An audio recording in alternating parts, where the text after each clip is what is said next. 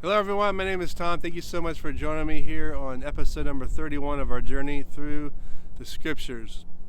We are embarking on the book of Judges right here, and it's going to be a great message from the Word of God today. But at first I want to say thank you so much if you've been watching our channel, here our messages the last year or two. Thank you so much for doing that. If you've never subscribed to our channel or liked us on Facebook, I encourage you to do that so the word can get out to more people. But just thank you for being part of this. I hope our ministry is a blessing to you. We just celebrated a great Christmas and New Year's with our family. We had a great time, 3 or 4 days. We got away to Orlando for a while, and we had so much fun. So I'm hoping that you guys had a great couple weeks too for Christmas as we celebrate the Lord's birth, and look forward to all that God is having for us in 2024 as we serve Him. You know, have you ever seen a commercial where they're talking about medications, and it sounds so great? If you just take this problem that you have is going to be solved, and that may be true for some, but at the end of those commercials, every time you hear the possible side effects, right? You know what I'm talking about, and some of those side effects are pretty crazy. They usually say it really fast so you don't focus on it. So I went on a website to check out some possible side effects that some major medications have, and I found some very unusual ones. Let me read these to you. Some side effects may include a swollen, black, or hairy tongue. Well, that is unusual, isn't it? Blue lips or blue fingernails, purple spots on your skin, or irregular back and forth movements of your eyes. So wouldn't that be kind of crazy if you woke up in the morning and your eyes are going crazy, you got a hairy tongue, and you got purple skin and blue lips, right? I'd say you're in trouble. And my heart goes out to you if you've had side effects. Hopefully you haven't had those side effects, because those are pretty crazy. I had a heart attack in 2022, and it was just crazy. Even I had no idea I was having any issues, but my grandfather had a heart attack and died from that, so I think a lot of it's hereditary. But I now take medications every day, and thankfully I don't have a hairy tongue or blue lips, so I'm so glad about that. And I have some side effects, but they're not like that. And if you've had side effects, my heart goes out to you, and I'm sorry to hear that. And if you're dealing with major medical issues like most of us are, I pray right now in the name of Jesus for healing for you and for me and my family, the different things that we're going through with our health, even mental health. There's things that I know so many are struggling with. So I'm praying in the name of Jesus for healing right now to occur, even as you're watching this or listening to this right now. I pray the Lord would touch you if that's your story. I don't mean to make light of this, but it is unusual side effects that we get to in life. And there's a point that I'm making with this, that we have side effects in life as well. Our choices are important. Sometimes our choices can yield really great results and rewards, and we can see the benefits of that. Sometimes our choices can really yield some nasty side effects in life, and that's what I want to focus on today, is the rewards and the challenges of life that we face due to our choices that we make. There's a man in the Bible, his name is Samson. He's a classic example of someone who had so much promise, and yet he squandered it, and the side effects to his lifestyle were very sad. He had so much that he could have done for the Lord, but it was not to happen like God intended. You see, this was in a time when Israel was battling the Philistines often. The Philistines were coming in. They were ruthless people. They had no regard for God or His people. And Samson was someone that God rose up to take care of that and to help them with that. In fact, that's the pattern in Scripture, that God usually raises up an individual, a man or a woman, for such a time as this, to do something extraordinary. And it's the same thing today, that maybe you're someone that God is raising up in your family, in your business, in your church, to do something extraordinary. And God is still in the business of doing that with all of us today, that there's different measures of influence, there's different things that we can all do as we seek Him. It's amazing what we can accomplish when we give God our heart, our soul, our mind, and our strength. So let's look at the end of Samson's story and see what happened to him in the end. We're going to go to Judges chapter 16, 28 through 30. Then Samson called to the Lord, saying, O Lord God, remember me, I pray. Strengthen me, I pray, just this once, O God, that I might with one blow take vengeance on the Philistines for my 2 eyes. He's saying that because they gouged out his eyes after they captured him.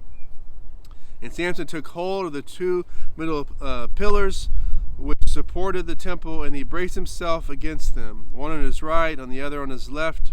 And Samson said, Let me die with the Philistines. And he pushed with all his might, and the temple fell on the lords and all the people who were in it. So the dead that were killed at his death were more than he had killed in his life. So his story ended that way, but like I said, there was so much more that God had for him to accomplish in his lifetime. So let's look at the beginning of what was God's intent for him. Go back to Judges chapter 13:5. It says, For behold, you shall conceive and bear a son, and no razor shall come upon his head, for the child shall be a Nazarite to God from the womb, and he shall begin to deliver Israel out of the hand of the Philistines. So who was a Nazarite? Well, a Nazarite was a Jew who was consecrated to God, who made a vow to never drink wine, to never cut his hair, and to never be in the presence of a dead corpse.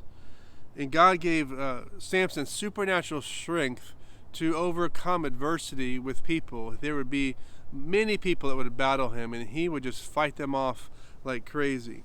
But unfortunately, pride got to him, and his lust for women got to him. And so that was his downfall. And you just heard the end of the story. He was eventually captured and died there with the Philistines. But in that final prayer to the Lord, before he died, he says this, O Lord God, remember me, I pray.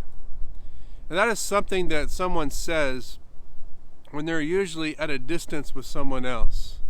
Remember me isn't like, hey, we just talked yesterday. Remember me really means, hey, remember, God, those times when we talked all the time. Remember, God, those times long ago when we were close. Remember, God, how I really was with you and I felt like you were with me. But then life changed. Everything changed because of his choices. You see, God didn't move away from him. He moved away from God.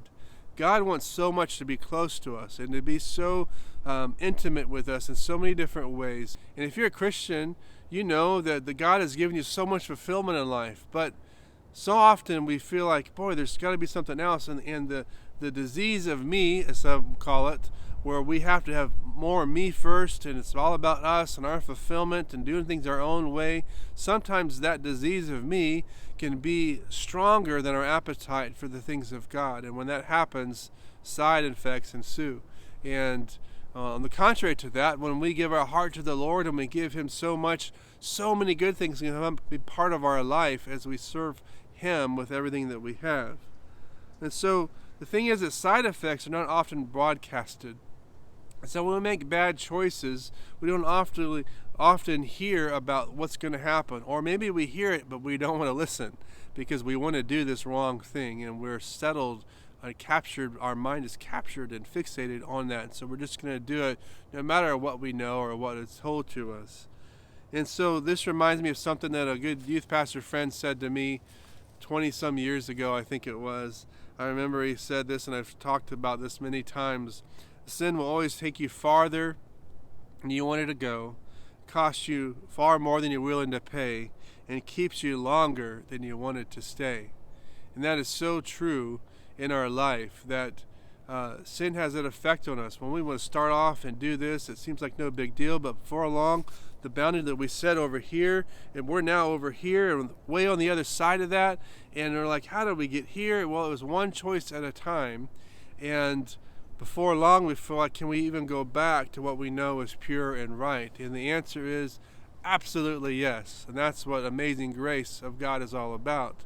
Now also, we got to be careful that we don't say, I'm going to sin and just ask forgiveness, and that whole lifestyle, obviously we've drifted away, just like Samson did, from God. When we think that we can just do whatever we want, say a simple prayer, and we're good.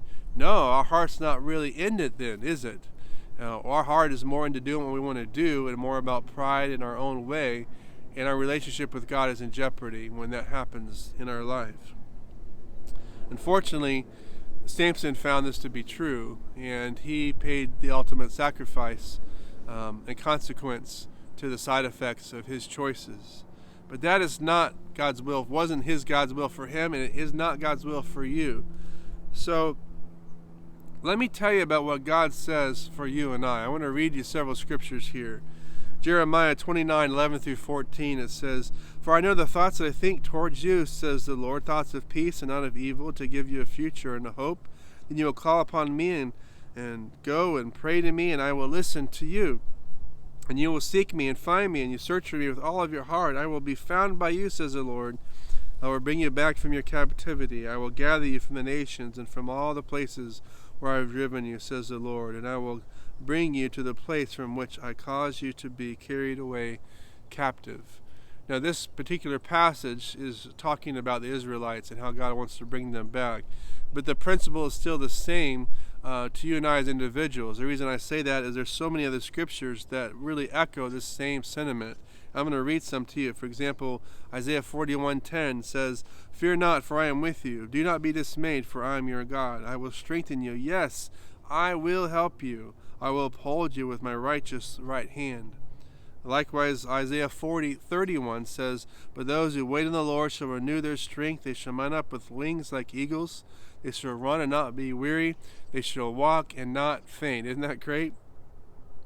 1 John 1:9 here in the New Testament says, "If we confess our sins, he is faithful and just to forgive us of our sins and to cleanse us from all unrighteousness." That no matter what you've done, whether it's yesterday or 50 years ago, God says, "I will cleanse you." And what a great promise that is for 2024, to start off with a clean slate.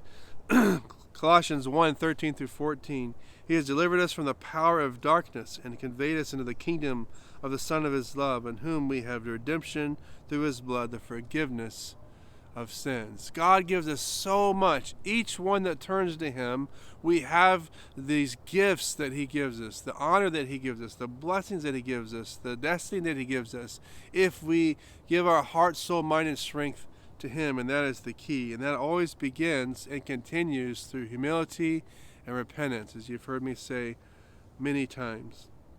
In conclusion today, I don't know where you're at today. Maybe you're on the top of the mountain and you're just like, life is amazing and great, and that's so cool. I'm glad that that's where you're at, but there's surely everyone has trials and things they're going through. Maybe you're someone that is paying a price right now for the sins and the side effects that you've had in life, or maybe it's someone else's side effects that you're paying for, like someone else around close to you has sinned, or their habits are continually affecting you in a negative way. And I just want to say, my heart goes out to you if that's the case. And if it's your own sins, then again, repent of those sins. Ask God to change your life and to transform you. And this scripture is about renewal and redemption and transformation. It can be your story as well here for 2024.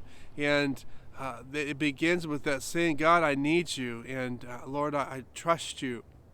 And if it's someone else's wrongdoing that's affecting your life, then that's where we just fast and pray and continue to be faithful in that, to pray for them and encourage them in every way that we can to shift toward the Lord, and not to be manipulative or trying to force things, but through prayer and the power of God on our knees, praying continuously, God will transform those situations. I firmly believe that. Let me close with one final scripture here. It's a great one. 2 Corinthians 5:17. "Therefore, if anyone is in Christ, he is a new creation. Old things have passed away, and behold, all things become new." Wow, what a blessing. Again, what a great scripture. All these scriptures are so good for us to focus on here in this new year, as we just say, "Lord, the good, the bad, the ugly, we give it all to you, and help us, Lord God, to live for you with all that we have." And I just want to encourage you today as I pray that the Lord will bless you in your life as you seek him. So Father, right now, Father, we just submit to you, and we thank you, Father, for doing a work in our life. Father, we need you so much. Lord, I know I need you so much. I know I get it wrong often. I know that I have to adjust my attitude, adjust my mindset at times, adjust my words at times, Lord, and I just thank you for helping me. I thank you for your patience for me, Lord. And I just pray, Father, for First, for those who are having a hard time because of someone else's sins, someone else's issues, and their side effects of life are overflowing into them. I just pray for those situations right now in Jesus' name, that you would let there be transformation in the people's lives around them in Jesus' name. But begin with us, each one of us, Lord. Lord, if we're away from you, if there's something that we're doing that's causing harm in our life to ourselves or others, I pray, Lord, reveal that to us. Help us to change, Lord. Show us, Lord, how to change. For I pray for those who are steeped in addictions of different sorts. I pray in the name of Jesus, Lord, for the transformation to happen in their lives, Lord God. So many young people especially are being killed because of addictions. And Father, I just pray in Jesus' name that you would just raise up a standard against that evil one who's taken out our young people so much. Father, I just pray if a young person is watching right now, that you would help them, Lord, to make that decision to follow Christ with all that they have. Lord, I bless them and I encourage them, and I thank you, Father, for all that you do for us. In Jesus' name, amen. Hey, my friend, thank you so much for watching today, being part of our ministry. And you can go to our website, tomandrhoda.net, and there's lots of free resources there in our Equip section of our website to explore Christianity, to grow in your faith, and also to train for ministry, because I believe every single person can be trained for ministry. And if we can help you in any way, we're here. If you got a prayer request, go to our website right there.